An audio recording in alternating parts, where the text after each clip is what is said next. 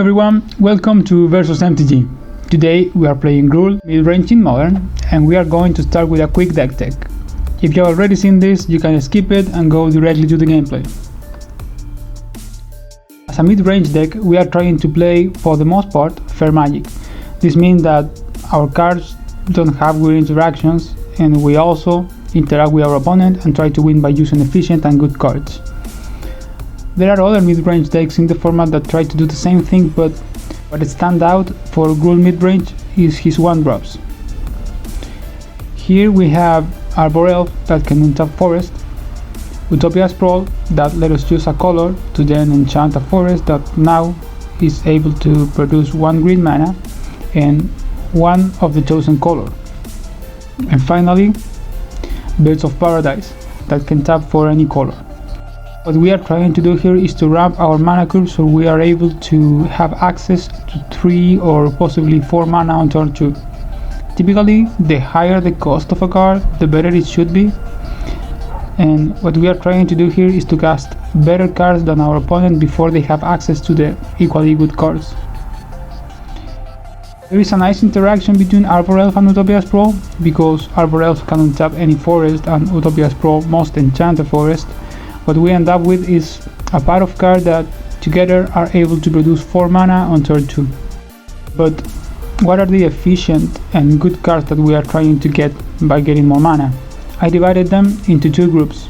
First are the cards that let us have card advantage, like Seasoned Pyromancer, let us discard 2 to then draw 2. The good thing about this card is that let us get rid of things that we don't really want in earlier stages of the game, and also let us draw 1 or 2 cards in later stage of the game when we don't have many cards in hand, because he doesn't require for you to have the 2 cards to discard to be able to draw 2 more. But that's not all. This guy also creates 1/1 elementals for each non-land discarded when it enters the battlefield, and you can also pay 5 to red and 3 generic to exile it from the graveyard and create 2 1/1 elementals. This guy is actually pretty great. With ramp, you get potentially 4 power on the board by turn 2 and also get the possibility to fix your hand. Then we have Bloodbraid Elf that was considered so good at one point that had to be banned. Luckily for us, it's not anymore. It's a 3/2 haste creature with Cascade, what means that we get to play another random card with converted mana cost 3 or less for free. We also have Chandra that gives us versatility. We can choose to kill something doing 4 damage or play the top card of our library, and if it's not a land, we get to do 2 damage to our opponent. And also, it's able to generate 2 red mana if we need to cast something. The ultimate let us do 5 damage for every time we cast something, and actually it's not that rare that we get to use it. And finally, we have a new addition to this deck, Elder Gargoyle, that is a 6/6 for 5 that each time he attacks or blocks, we get to choose if we want a 3/3 beast, draw a card, or gain 3 lives. What makes this card great is the same thing that makes Chandra great, the versatility. We have a huge creature that can help us come back from games. The second group of efficient and good cards that I was talking about are first Lightning Bolt, that is just a really good removal. It's versatile, can help us get rid of creatures and play walkers. Then we have a relative new addition to this deck, Bone Crusher Giant, that if we get to remove something with his adventure mode, it's like actually drawing an extra card.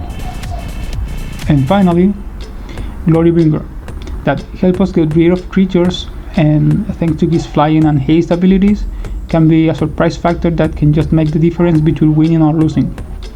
Then there is another group of cards that are played in this deck that it used to be the main focus, but now has become, in my personal opinion, a support strategy rather than the main goal of the deck. These are the Land Disruption group. We have here Blood Moon and Magus of the Moon that turn all non-basic lands into mountains, and of course Pillage that can either destroy an artifact or a land.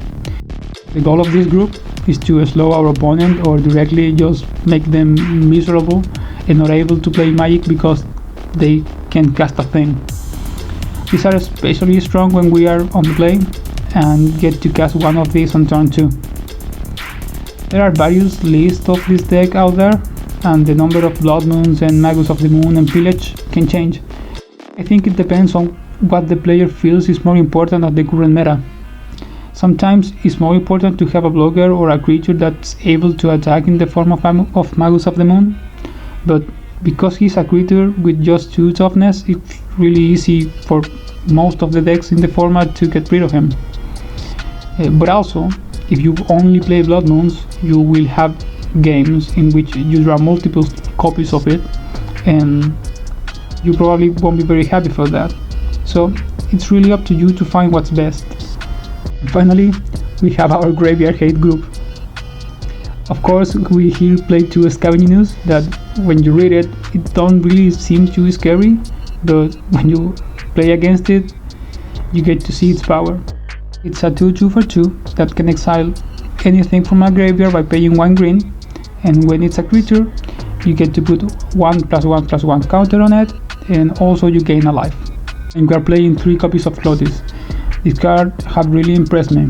The 2 damage and 2 life that it gives each turn for exiling a non-land card adds up really fast, and also the possibility to produce mana can make the difference between finding the card that you need with Season Pyromancer and casting that winning Lightning Bolt.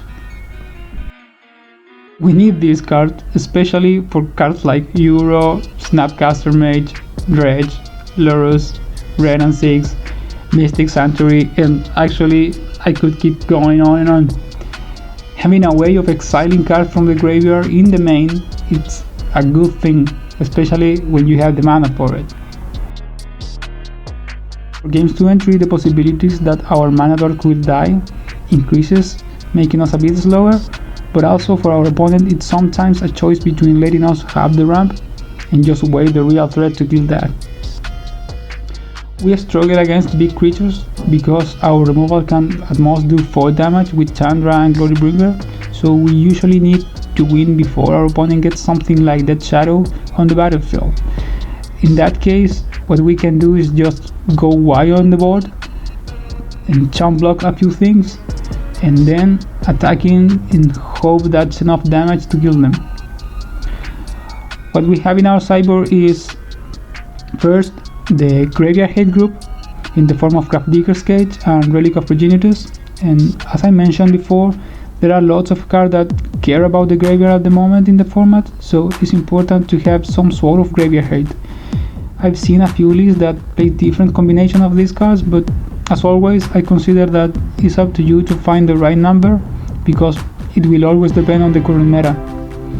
Then we have the Life Gaining group, help us against decks that try to kill us fast. Obstinate Bailout can also be good against cards like Liliana of the Veil and Croxa and other discarding effects. Weather of the Storm is especially good against Bliss, Mono Red Prowess and Burn. Then we have the Spells Matter group. The ability of Arasta to create chump blockers is amazing.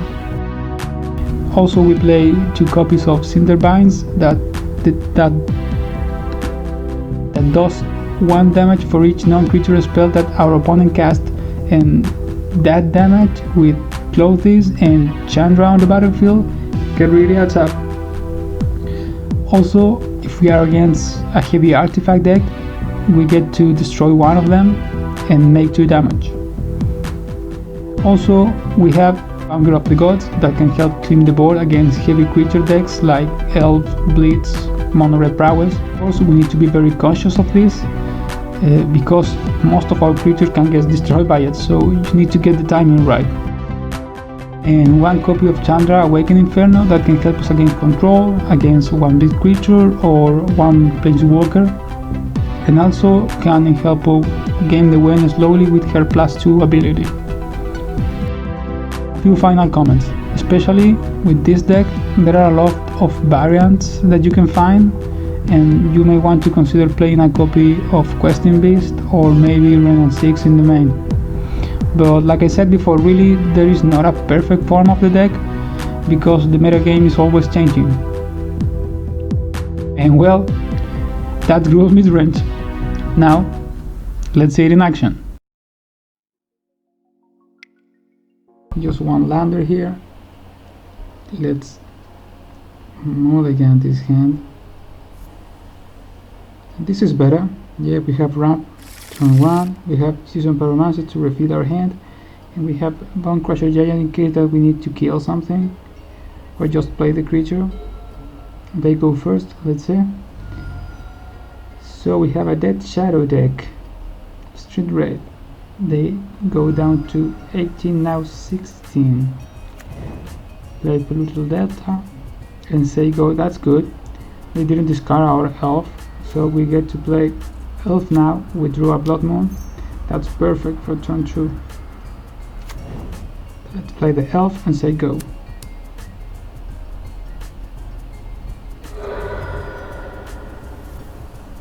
And we also have to keep in mind that probably we'll have a remand or a counter here. So they play Dismember and go down to 9. Okay, so we get to do nothing next turn. Maybe cast the Bone Crusher Giant. Well, they mill 2 cards, draw a card, and now play Gormak Angler. So I guess we just play a land. We have the Bolt and the Bone Crusher Giant. That's 5 damage. That's something that we need to keep in mind against that Shadow.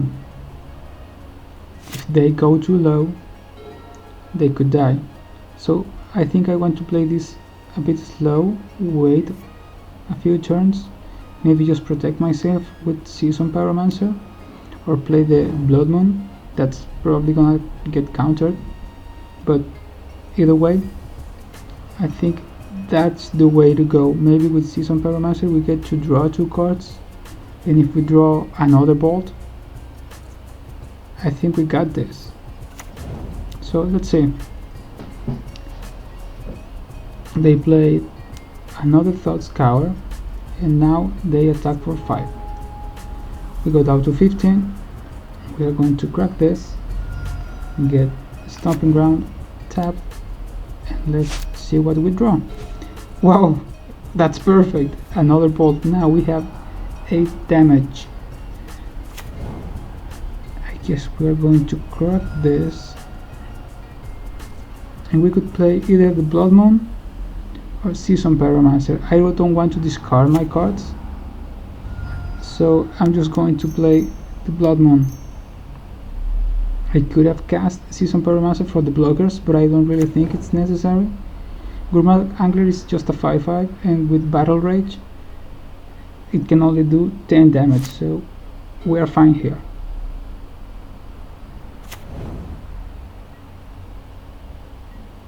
Opponent attacks for 5. We are going down to 6.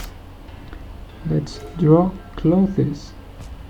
I guess if we play that, we win. If we don't die next turn. Yeah, I think I want to do that. Let's do that. And hopefully he doesn't have a Bolt or a Battle Rage. Those are the cards. He only have 4 cards in hand, so he goes with Mishra's Bubble, cracks it, plays an island. Now he's going to attack for 5, and if he only does that, maybe we are just okay. Go down to 1. He's going to draw. Did you draw a Bolt? It seems like he doesn't, but he didn't. He's going down to 7. Let's play a Bolt. Can you counter it? No? Another Bolt. Let's play Bone Crusher Giant. Did we do it? Did it work? That was incredibly risky, but I guess it worked, so good for us.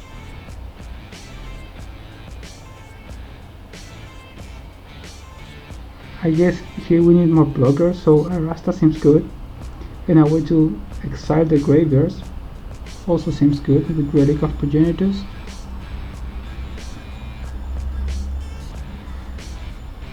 Elder Gargorod can give us more blockers, but Glorybringer, because he has haste, he can just go in and make the difference with that for damage.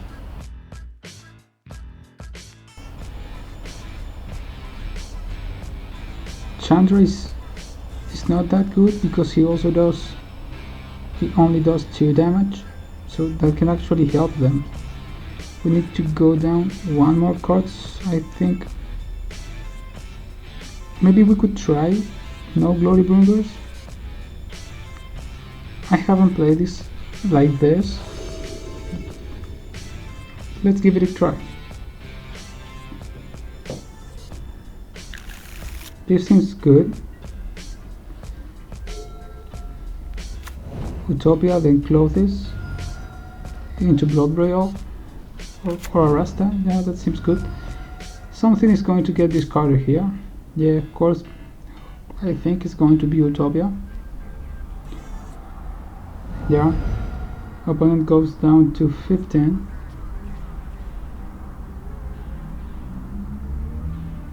And plays Mitchell's Bubble. Drags it to see my card.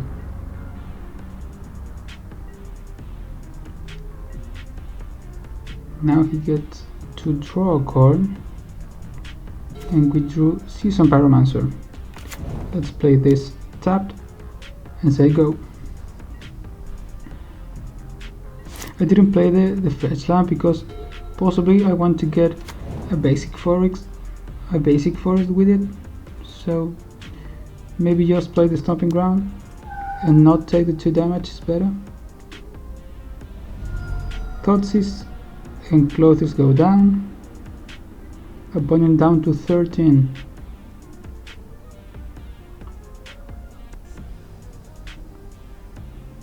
He has a Bloodstained Mire up. What are you thinking? Maybe another discard spell?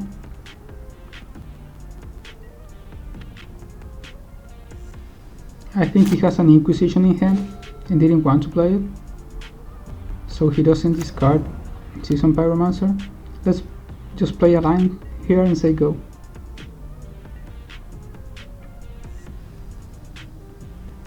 Opponent cracks Bloodstained Mire down to 12 and plays Watery Grave. Tapped. So he's still at 12 and plays now a Bloodstained Mire. Another Thoughtseize. I think he drew that.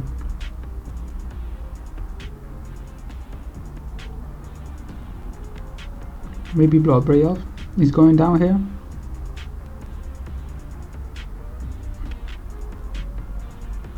Or Season Pyromancer. I could see an argument for either one of those. So Blood Braille, opponent down to 10. Do you have a shadow? Not yet.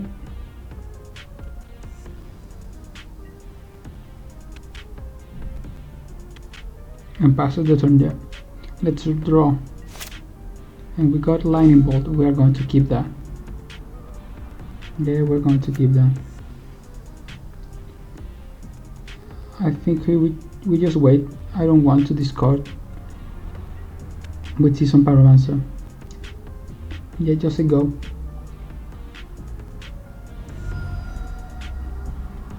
Opponent down to 9.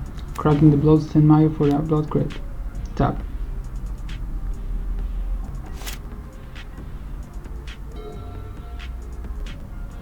Street Raid for 2 down to 7.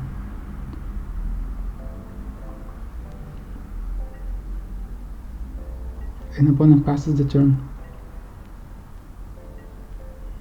I think he's just looking for a dead shadow. He hasn't found it yet. Let's crack this. So we get a forest, and let's see a Rasta in play. And say go. Next turn we get to play a land. Play Season Pyromancer with the board. Opponent down to 6. In theory, with Bolt and a Rasta we could kill him there. So Fatal Push to our Rasta.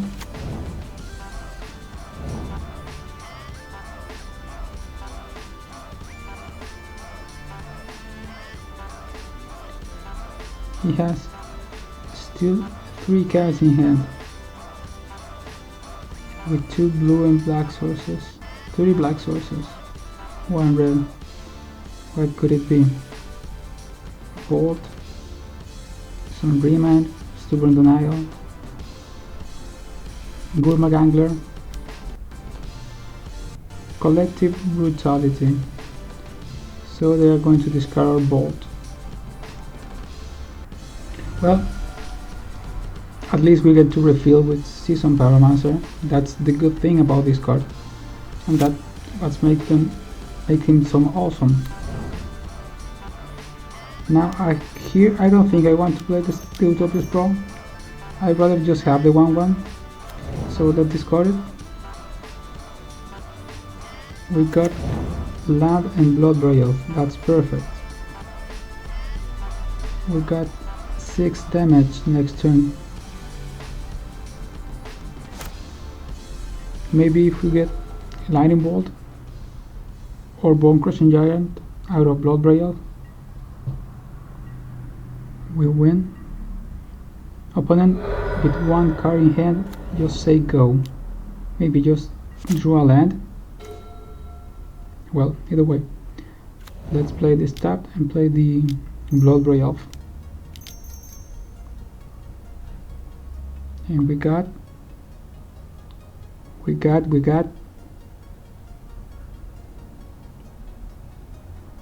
Arbor Elf.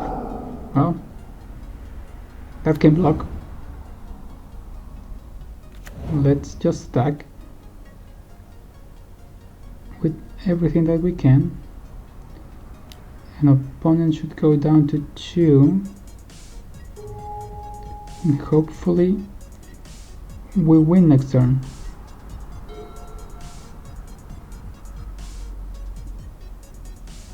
Yeah. Thank you guys. See you later.